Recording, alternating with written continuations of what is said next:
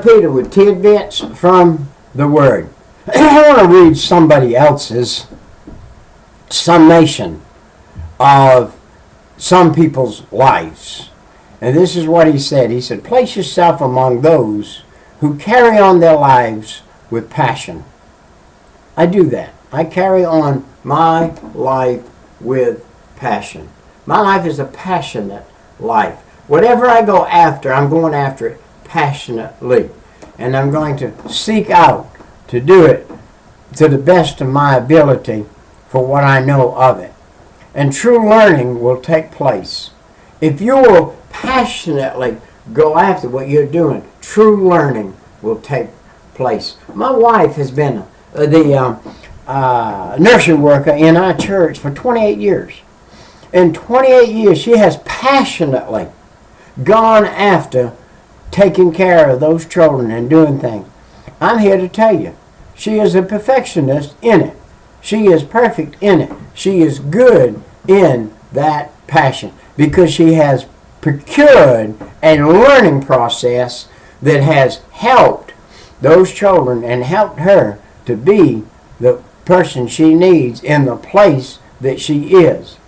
And it says here, no matter how humble or exalted the setting, but no matter what path you follow, do not be ashamed of your learning. In some corner of your life, you know more about something than anyone else on earth. And that's true. Listen, I used to work with a man that couldn't write his name. Couldn't read his name. Couldn't read a book. Best mechanic I ever worked with. Smartest mechanic. Had a reputation. If you got a piece of heavy equipment and you need it worked on, get this man to work on it. When he works on it, it'll be right. It'll work. He knows it all the way. I'll never forget one day I came over. He hadn't come out yet. And I took some bolts out of something where we were going down into. And when he came out, he got a little perturbed at me. Why did you take those bolts out of that plate? Well, I said, are we not going to take that piece under there out? He said, we are, but we're not going in there and do it. Put them back in. So I put all the bolts back in and tightened them back up. He took a little plate off the side, stuck his hand in there, and did what he was going to do. And so he had the knowledge of doing it. I didn't. And I acted without knowledge and got in trouble. And so we have to be careful. We don't act above our knowledge. And we don't need to act beneath our knowledge either. We can use our knowledge. So he said, in some corner of life, you know more than anybody else on earth about one little thing. It may be you know how to shoot a fly with elastic band in your finger. I used to know a man, he'd watch. He'd pull that rubber band back, get that fly every time. You say, that's a kind of a dumb example of a thing where he had more knowledge than anybody else I never met anybody else could do that. But that man could do it. And then the true measure of your education is not what you know, but how you share with others what you know. How do you share with others what you know? That's the true measure of your education. That's why I say, don't get an education that's so far above everybody else you can't hobnob with the common world. That you have to be up on a plane way up here. Just like lawyer talk. Have you ever read something a lawyer wrote on a piece of paper and you couldn't make the heads or tails out of it because it didn't say anything to you? The only person that said anything to is another lawyer. And the poor judge has to learn that lawyer talk so she can see what they're trying to avoid or evade or what they're trying to get away with without saying anything, with a whole bunch of words that say nothing. And you can pick a few out and maybe get something out of it, but they really say nothing. All right, here we are. What somebody else said. We're going to do a little 10-minute thing of what somebody else said. Somebody said, choose your work carefully. This is why I start my Sunday school class, 10-year-old boys, to start thinking about choosing their work, about choosing their wife. You say, you talk to 10-year-old boys about choosing their wife? Yes, sir. What do you tell them, Brother Peter, about choosing their wife? Well, when they get a girlfriend, keep the hands off her. Keep the hands off her. Don't make a second-hand girl out of her and then leave her and somebody else gets a second-hand girl for a wife. You keep your hands off her. And when you do marry her, she'll be yours forever. No divorce in the picture. And she needs to keep her hands off you. If you're going to be happy, choose your mate carefully. Choose your work carefully. No matter how you might believe, the work that you're doing is nothing, is something to somebody. And no matter how you think your work is so important that you're the only one that can do it, you better watch out. Because there's somebody out there knock you off your pedestal. I tell you what you do, you have appendicitis on that job that's so important you're the only one can do it. And you're gone out of there for 2 weeks. When you come back, somebody else be sitting behind your desk.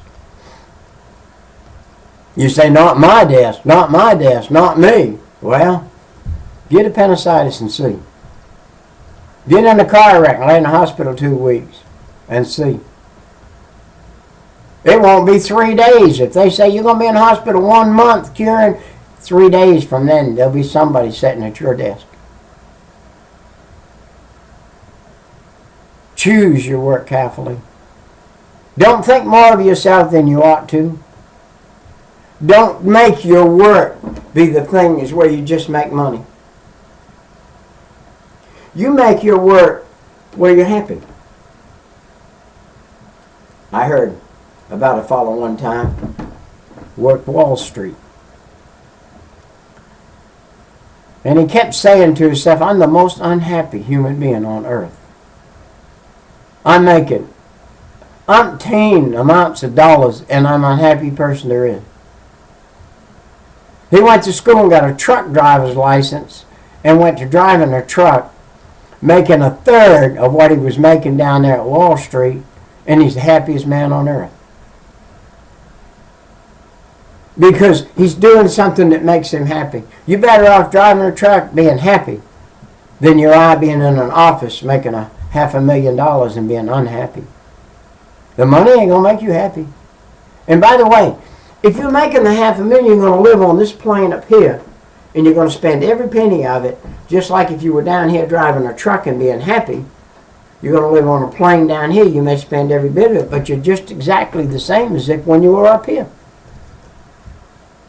The truth of the matter is, everybody that lives on their income lives where they live, and the majority of the people that live on a small income are happy people. The majority of the people that live on a big income are not happy people. I've been in the people business now for 50 years. I've been in the people business. I've been house to house, working the house, this house, this house, this house, house after house. I honestly can't tell you if I remember ever being in a very wealthy house that was happy. I don't recall ever being in a very wealthy house that was happy. Oh, I've seen so many disparaging things going on in wealthy homes. Many times the man sleeps in one end of the house, the woman sleeps in the other. The only time they meet is in passing, going to work and back. And wonder why the other one picks up somebody else on the side. And wonder why there's a divorce coming down the pipe. Hey, money does not make happiness. Money can make freedom, but not happiness. Wow, I got a little cold here. All right. You know what we do? Many of us are what we do. And the more we do it, the more we become it. By giving a job your time, by giving your consciousness just to your job, eventually you will become just that job. And if anybody's not in that job, you're not in their repertoire, and you become by yourself. I've met people that didn't know anything but talk about their job, and I didn't know anything about that job, and there was no interest to me. It hard for me to strike up an association with those people. And you had people that don't talk about anything but their problems. You can't have a person that doesn't talk about anything but their problems, because their problems are not going to go away. If you agree with them or you associate with them and all this and that, it don't change a thing. They go to the next person and tell all them the same thing they just told you. And they might tell that next person, I told him and he didn't help me a bit. You can't help a person that has nothing but problems in their head. Let's look beyond. Let's look beyond the superficial. Can we look beyond the superficial, the attractions of the world, the popularity of a job in a profession where you're seen and you strut around in that job, and you are something? You are an official. You are a senator. You are a lawyer. You are a somebody. The quote is something. I've seen senators knocked down. I've seen vice presidents knocked down. I've seen presidents knocked down. I've seen people that put their day by day, hour by hour job ahead of everything else, and minute by minute basics, and put everything ahead of everything else, that job, and get knocked down. A job will not bring satisfaction. You can be happy in your job, and your job can be part of your life, but it doesn't need to become your whole life. If it becomes your whole life, then you're not of any use really to anybody around you. The truth of the matter is, if people send you a bunch of money so that you'll sign a piece of paper that passes a bill over here or over there, at the end of your life, that's of no effect. No effect. I want to die happy. If I die on this earth before the Lord comes and takes me home, I want to die happy. And I'm going to die happy, by the way. No matter how I die, I'm going to die happy if I die on this earth before the Lord comes. I know many people, their job's a prison. Especially in the area where I live right now. We have some large companies in our area. These large companies come from a foreign land and believe people are machines and think they can work 12 to 15 hours a day, 7 days a week. I got news for you. They're breaking down like flies going down in a wine bottle, and they can't get out. And they're breaking down.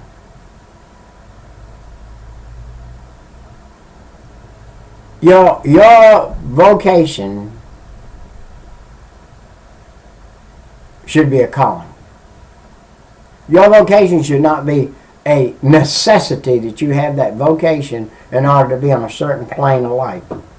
It should be a calling that gives you the ability to freely walk in that vocation so that you can use your voice to help others. Boy, I see so much today of this not helping others for one reason or another. We are quick to jump to conclusions for the color of a person, for the clothes that they're wearing, for something that they're doing or did, and we're quick to jump to conclusions and exclude them from the help and the love and the charity that we're supposed to put on them along with our vocation. Finding a vocation for yourself is not always easy. It's not always easy to find a vocation for yourself.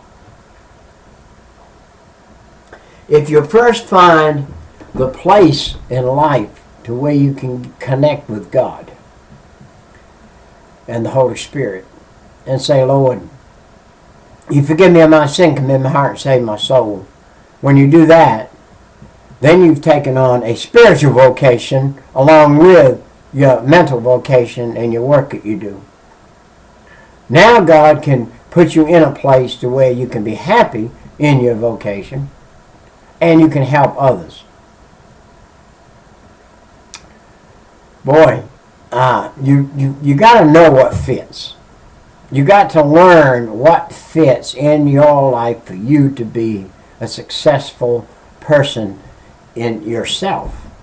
Not successful in the eyes of the world, but successful so that you can live with yourself. And I talked a while ago about going and sitting in a spot just by yourself. Nobody. Just you in that spot. And sit there. And if you do it outside in the world, where the birds and the bees are, and the flowers, and the trees, and the sky, and the sun, and the moon, and the stars, you can see the handiwork of God. And you can look at something so much bigger than you are. And when you see that so much bigger than you are, then you can make a decision whether to embrace it or abandon it. I tell you what we've got today. We've got a group of people who have abandoned the ability to be able to just be quiet by themselves and sit by themselves. We've abandoned the thought of what God created by saying that it all evolved and it has no meaning. There is none, never, none, no possibility under the sun that a tree evolved. No possibility. It is totally 100% out of the picture. If you had somebody in the gambling business could say to you that what would be the possibility of a tree evolving that would make air that man could breathe and the earth would grow by it, and if it was a drop more than it was supposed to be, they would kill it. If it was a drop less, it would kill it. And the same air that it makes, you can split into two parts, and you can take the hydrogen over here, put it in a torch, and burn with it, and you can take the oxygen over here, put it in a torch, and you can burn with it, and you've got two fires, and those two fires make air, and those two fires make water. H2O, water. Those are two things you can separate and make fire with. You think those evolved? You think water evolved? Man, how scatterbrained can you get? It took a God, a superhuman God, to make everything that's been made. In the beginning was the Word, and the Word was with God, and the Word was God. All that was made by Him. And without Him was not anything made that was made. And then He made man. And he went down from heaven and he breathed the breath of life into that man. And that man became a living soul. What is life? Study it. The life of man is in the blood. So God come down and he pumped 10 quarts of blood into a man. And the man became a living soul, and that blood was pure. And the devil came along a little later and tainted that blood. And when he did, God had to go kill 2 little lambs and clothe that man and that woman. He had to shed the blood of 2 little lambs. The pure blood of those lambs. Those lambs hadn't sinned. Those lambs had pure blood in them. It hadn't been tainted. And God shed that blood of those 2 little old lambs, took the skins off them, and put them on that man and that woman. They were naked and didn't know it. You know why they didn't know it? Because they had the glory of God around them, and the glory of God was pure, and it did not know nakedness. There was no shame in nakedness in the pureness of God. The devil come along and made shame. And when he made shame, every day from that day to this, man has shamed himself for a woman. Some have been true to their wives, but many have shamed themselves for a woman.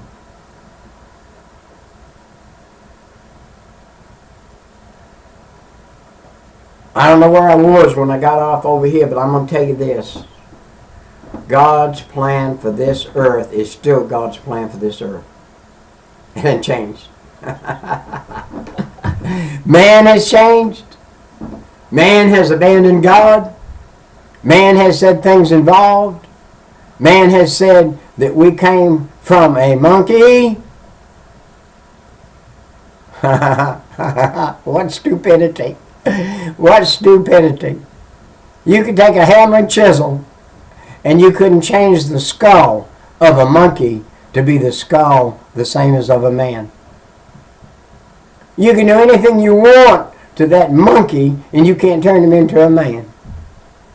You could not make the skin of a man fit on that monkey. There is no way that monkey evolved from anywhere. There was no amoeba.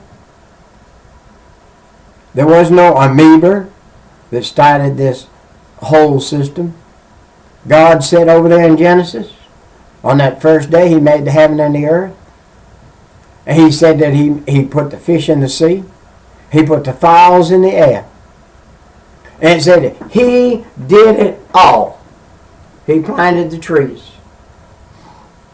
He put man down here and told man to name the birds, the bees, and the trees. Adam named all the birds, all the bees, and all the trees. If it evolved, who named all these things? Tell me that. If it evolved, who called a giraffe, a zebra, an alligator, a snake, a snake? If it evolved, who was the one that named everything? Who called an oak, a pine, a pine, a juniper, a juniper? Who caused the fruit to grow on certain trees and not grow on others? If it evolved, how did all that happen? Evolution is so far out in left field, it's not even in the field. And by the way, many of these people that taught it, like Mr. Darwin, I understand, when he died with a comment that he was wrong. That he was wrong. They won't print that comment in a book nowhere. If you're a true believer in such a that thing, and then Mr. Darwin and whatever, you need to go and research out all of his words.